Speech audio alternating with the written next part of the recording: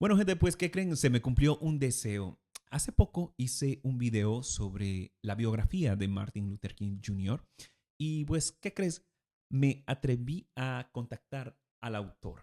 Jonathan Eig es periodista y uno de los biógrafos más reconocidos en Estados Unidos. Su más reciente libro, King Alive, ganó el premio Pulitzer el año 2024 y fue descrito por el diario The New York Times como la biografía definitiva de Dr. King.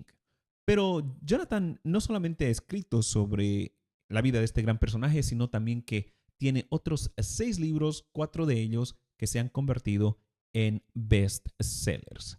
Por ejemplo, su libro sobre la vida de Muhammad Ali ha sido galardonado por ESPN y fue tan influyente que el director de cine Ken Burns lo llevó a la pantalla grande en una serie de documentales sobre el legendario boxeador. Por otra parte, exploramos también las inquietudes del escritor, su fascinación por las historias de aquellos rebeldes que han marcado la historia de Estados Unidos y descubrimos en qué nuevos proyectos se encuentra actualmente trabajando. En un momento en que Estados Unidos y gran parte del mundo está viviendo divisiones políticas, guerras, conflictos, ataques al voto, ataques a la democracia, pues aprender del pasado podría ayudarnos a evitar los errores del futuro. Y es así que en esta conversación no solamente hablamos sobre el contexto histórico en el que vivió Martin Luther King, su lucha, su impacto, sino también aquellas lecciones de vida, aquellas lecciones de liderazgo que podemos extraer de este gran personaje que ha dado Estados Unidos. Así es que si te interesa la historia, los movimientos sociales y entender las raíces de los debates que surgen y continúan acá en Estados Unidos, pues quédate en esta conversación porque vale muchísimo la pena. Sin más preámbulos, aquí está mi conversación con Jonathan Eig.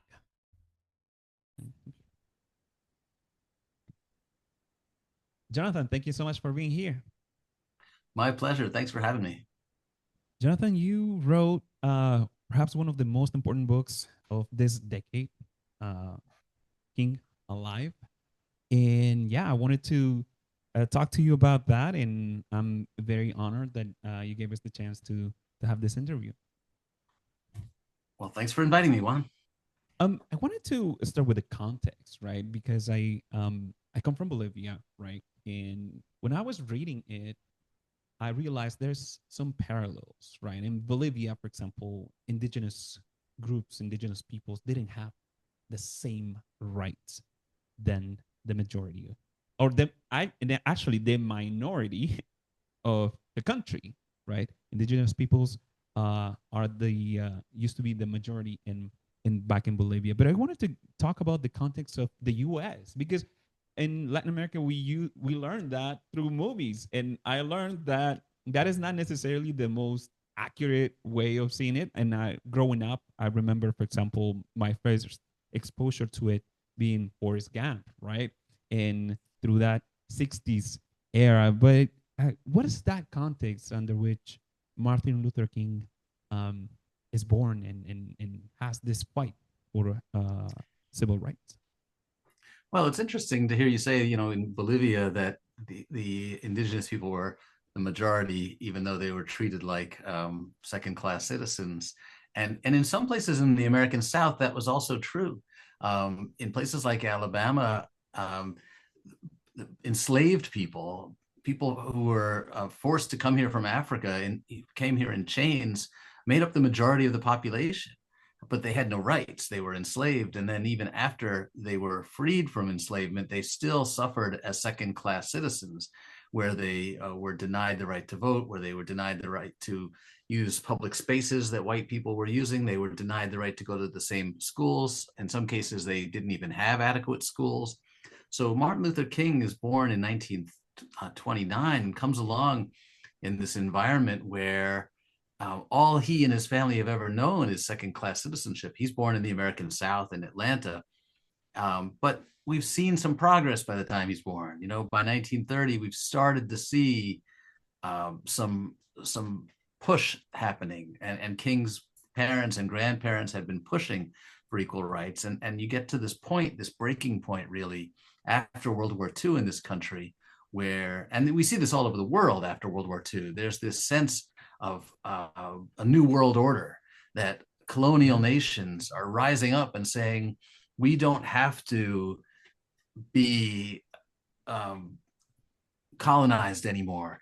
And they're looking to America for inspiration because they see Black people in America rising up. And Black Americans are also looking to Africa and other places and seeing that the shackles are coming off, that people are demanding freedom, demanding equality. So it's this very exciting moment. And I don't know what was happening in Bolivia in the 1950s and 60s, but maybe you can tell me. After World War II, we have the 52 revolution. In 1952, indigenous peoples fought for access to land and voting rights, which now it makes sense. I'm starting to connect a few things after, hearing you talk. Yeah, if you think about it, the whole world is being reordered, right? Literally, new countries are being created. And some people are saying, hey, what about a country for us? Other people are saying, hey, why should we continue to be enslaved by this country that, things are being shaken up. Also, you're seeing this new struggle between, communism and capitalism and democracy. And there's this sense that competition for which category are the countries going to go into? And America is very interested in promoting democracy. They don't want to see communism spread. So this also becomes an incentive for countries and for individuals, for citizens, to begin fighting for their freedom. Got it. And this is the context under which Martin Luther King emerges, right? And in the book, you talk about that human being affected by his dad. Also, somebody like right now, we see Martin Luther King as like the monument, right? That's what I think about it, right? Like the figure, the larger than life figure. But what happened with Martin Luther King? And the question for you will be also like, why now? There have been many works about Martin Luther King, but why now? Well, why Martin Luther King? Let's think about that for a second, right? He's 26 years old. He's just finished graduate school. He's moved to Montgomery, Alabama to take a job as a preacher at his first church. He's got a new wife and a new baby. And suddenly this protest begins. Rosa Parks refuses to give up her seat on the bus. And the people began talking about boycotting.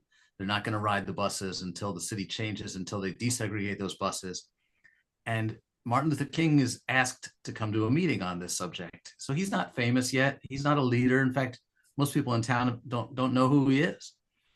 And he's not even sure he wants to go to the meeting at first because he's so busy and he's got a baby and all that. But he goes to the meeting, and then they ask him to speak, and he speaks, and he gives this speech that makes him the leader of the movement, just like that. Because he spoke so beautifully and because he moved people, and he said that it's time for us to stand up for our rights. And if we are wrong in demanding our rights, then God must be wrong, the Bible must be wrong, and the Constitution must be wrong. So we know we're right. And it's this very hopeful, inspiring message. And that's really the moment he becomes a leader. And he wasn't looking for this career. He wasn't looking to be an activist for the rest of his life. But the timing is right. And when I think about leadership, right, like I think there are many things that make a leader, right? Like it's not only the fact that obviously they know how to convey a powerful message. You showed us how Martin Luther King used to practice his own oratory, right? Like we think that is something that people are born with, but there are certain attributes, certain characteristics that a leader has. What do you think are those characteristics that, like that prepare or like that made Martin Luther King to be that person that people look up to?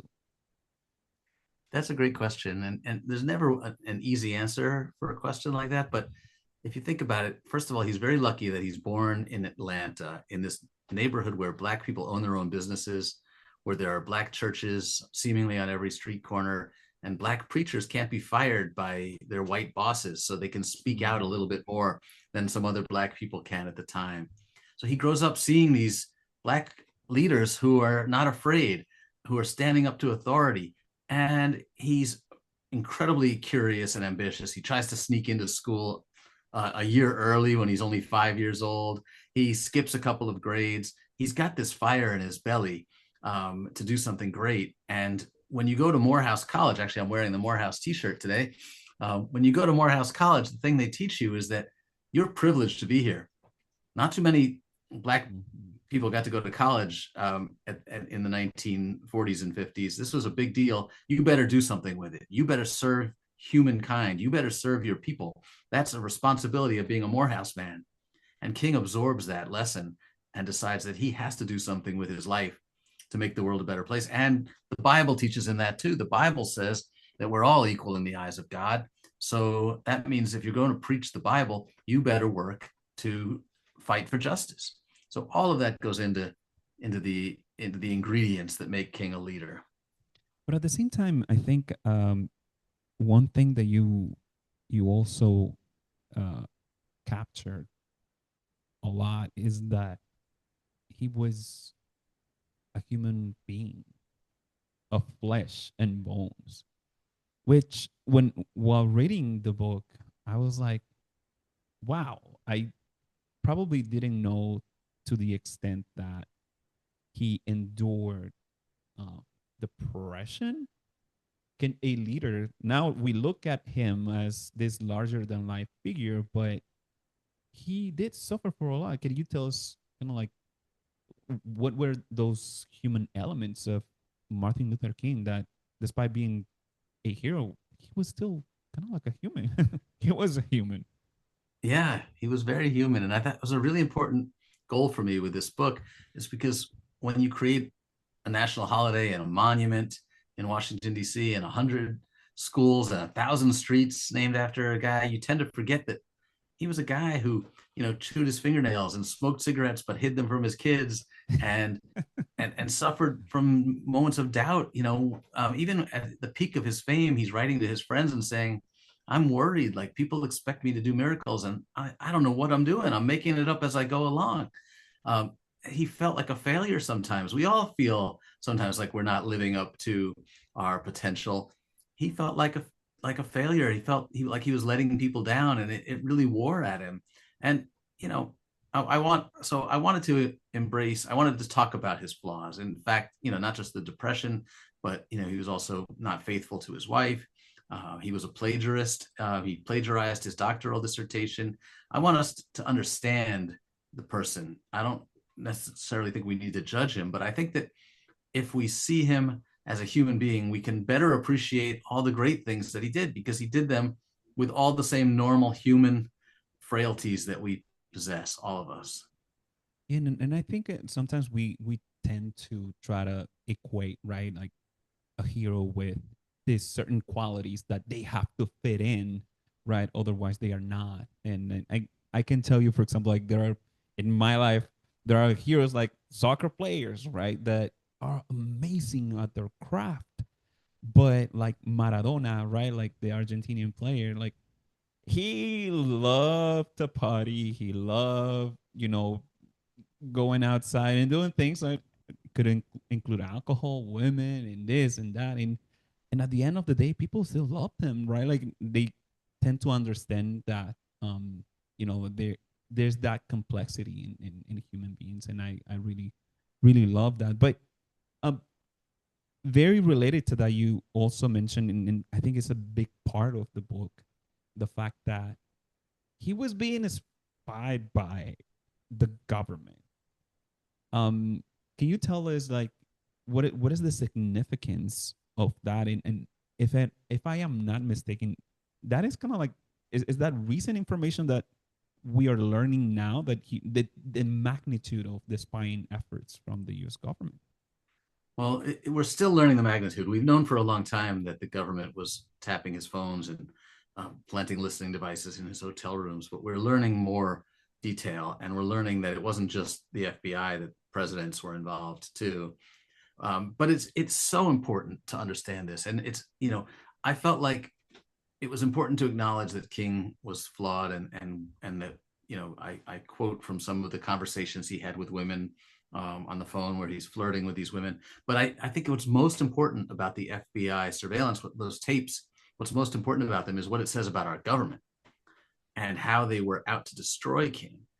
Because it began really with concern that he might have communist ties.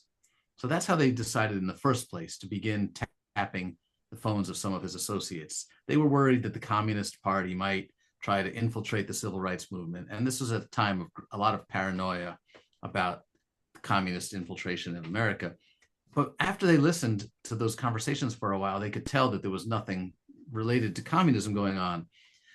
But they also learned at that time that King was having affairs, and they began to use that information against him. In fact, they began to increase the surveillance. They expanded it to his home and to his office and to the hotel rooms because they wanted to have more dirt on King. And you might ask yourself, why? If they knew he wasn't a communist, what was the threat? Why did they need to have dirt on him? And I think the answer is that they saw anybody who challenged the status quo as a threat. So King had the power to unite the Black community and the white community. He had the power to put pressure on the government to make change.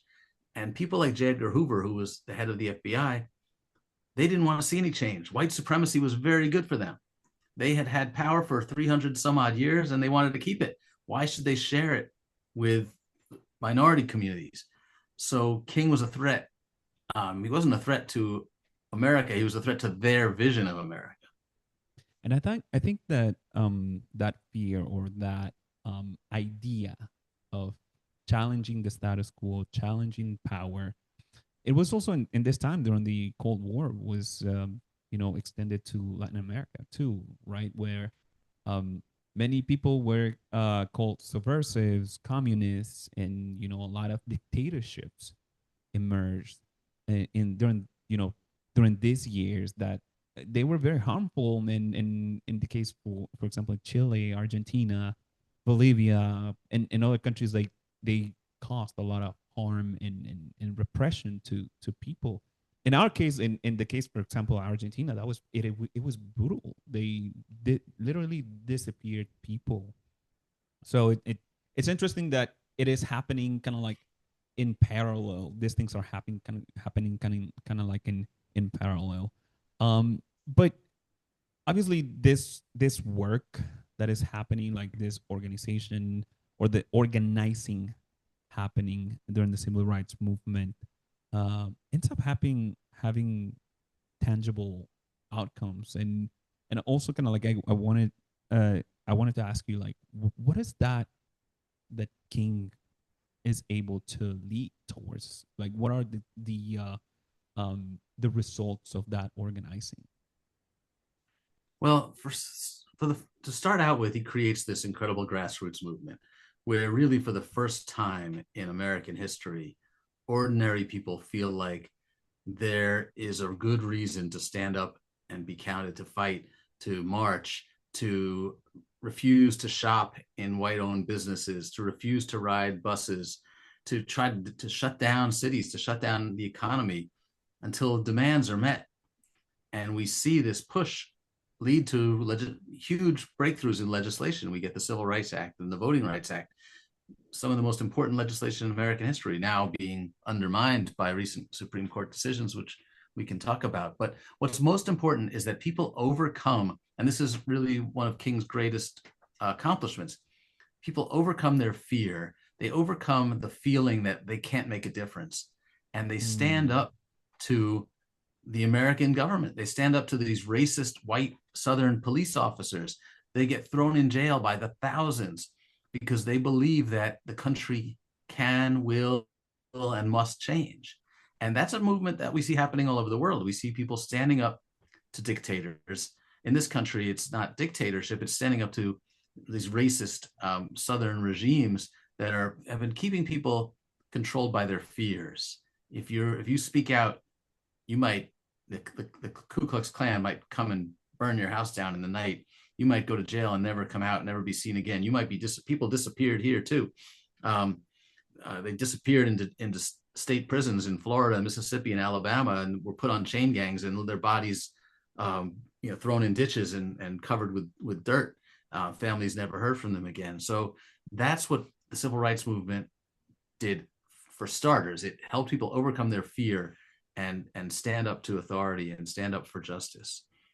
And then, if you look beyond that at what King did, the movement takes that army, that grassroots movement, and begins putting pressure on to change laws. In terms of talking about the social movements or the organizing, perhaps in the context of today, it seems, I don't know if you feel like me, but it feels that because of technology, because of the many distractions that we have, that is very difficult to organize. We're seeing a lot of changes to those victories, right? And it seems very difficult to have that political power to move things. What is your reading of today's kind of like social movements? Is it because we don't have the infrastructure that the Black church had back in the 60s? Or what is going on? Or perhaps maybe I'm wrong. Maybe there are other ways that people are creating civil rights struggles right now. It is very different today. And the movement that King built probably couldn't happen today because it is built around the church. And in 1960, 2/3 of all Americans belonged to a church. And every Sunday, half of all Americans were actually sitting in the church. So if you got those ministers organized and you said, we need you to get the word out that we're going to protest, the church was this great way of reaching people. And King could command a massive national audience because there were only 3 TV channels, 3 TV networks. And when he spoke, the whole world heard him.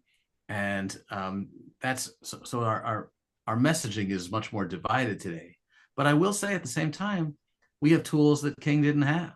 The video of George Floyd could not have happened in the 1960s, and that sparked a massive protest movement. And it was a nonviolent protest movement. King was sometimes mocked for his nonviolent approach. People thought that it was weak.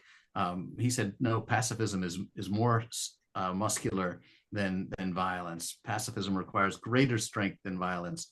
But if you look at the protest movements taking place these days, everything from Occupy Wall Street to George Floyd protests to Minnesota to the No Kings marches, these have all been nonviolent, and they've been pretty inspirational with massive numbers of people coming out. And I think that's a testament to the Kingian approach to nonviolent protest.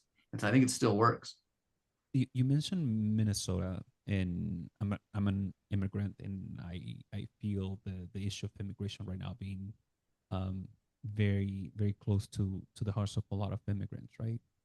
Do you see any connection to like the things that happened in the 60s to today?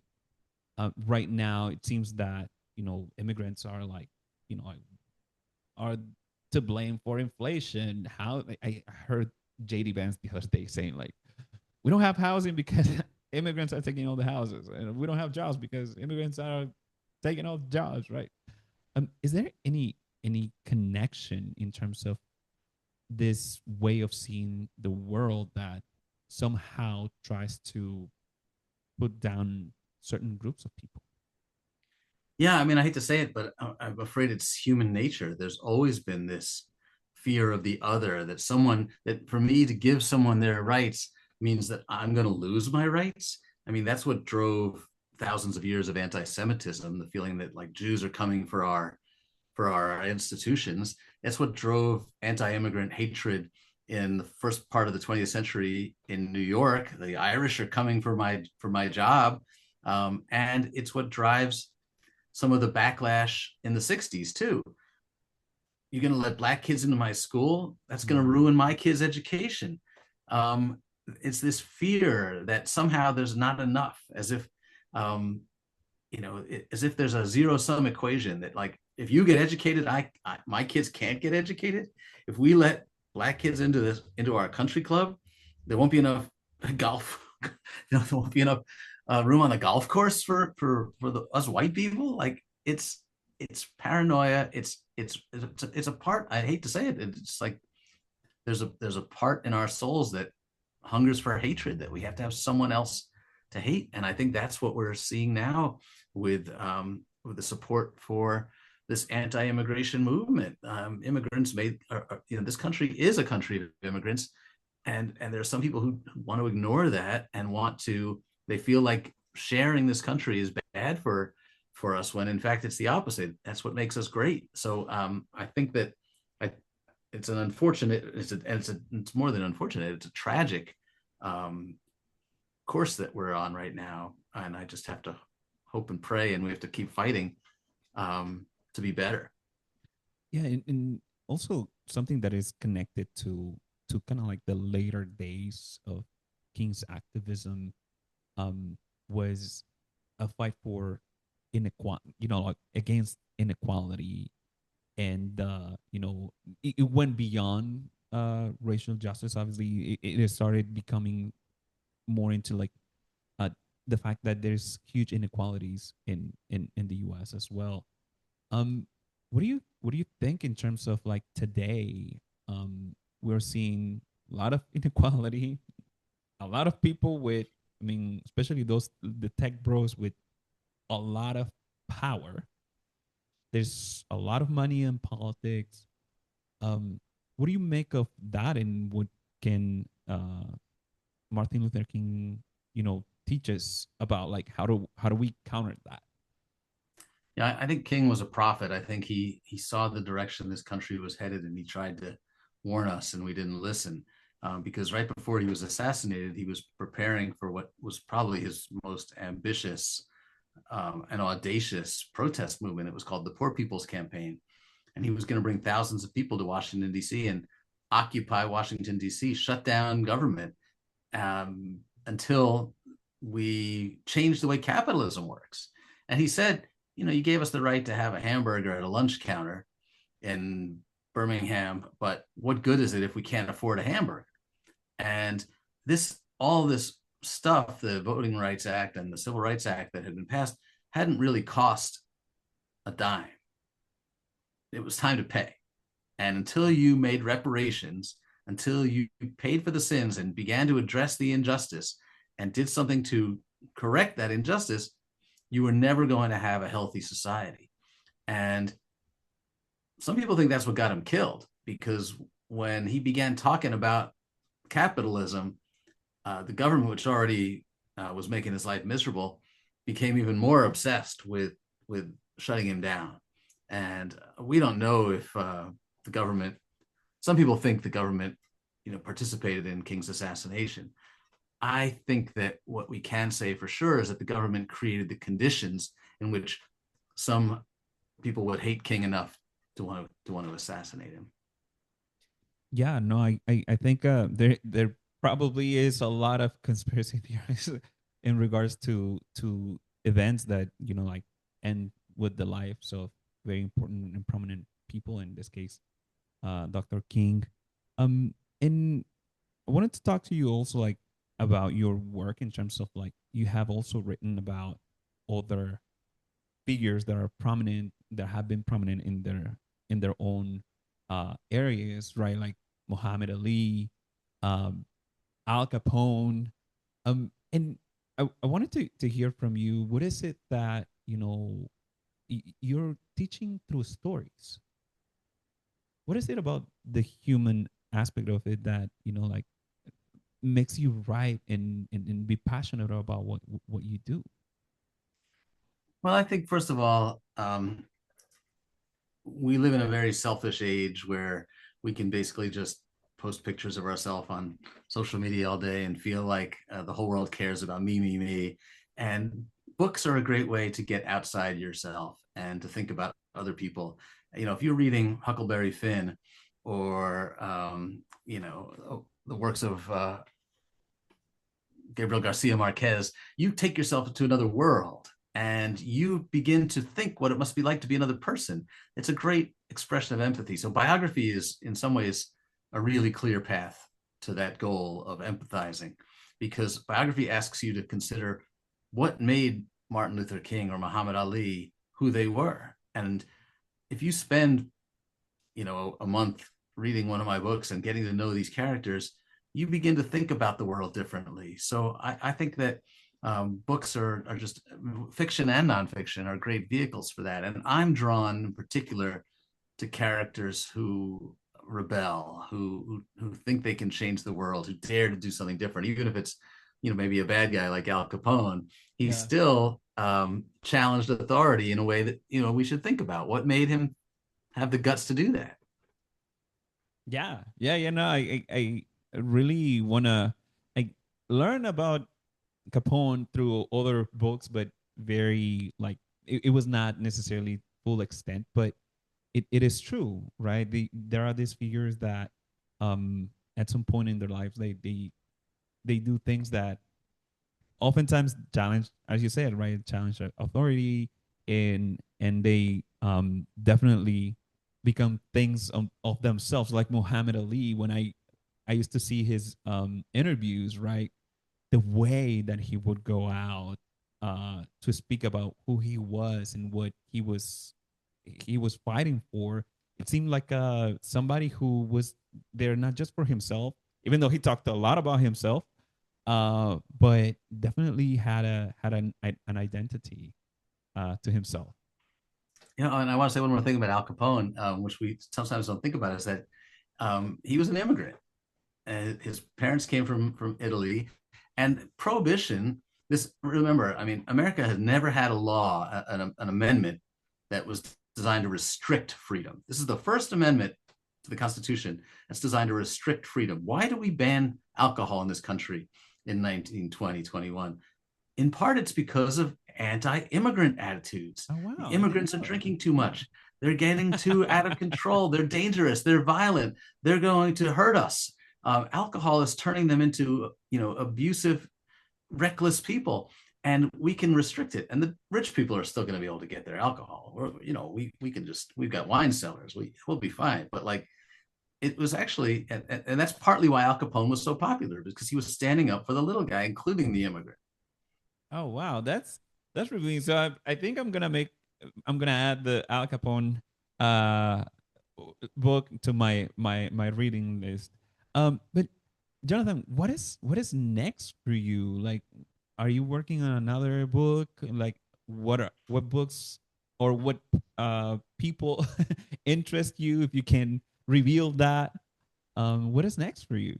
Yeah, actually, my next book's going to be about another immigrant who became very controversial and as perhaps even more notorious than Al Capone. His name is George Soros. Wow. Um, he's one of the most, one of the most controversial men in America today, all over the world, really. Putin and Orban in Russia and Hungary are always blaming him for. And one of the things they blame him for most of all is migrant invasion, as they call it. Yeah. Oh, and about that, I heard of Soros in the U.S. media a lot, right? Because he's, again, like you were saying, that figure, right? But one thing that struck me was when I heard Latin American pundits talk about George Soros. I was like, what?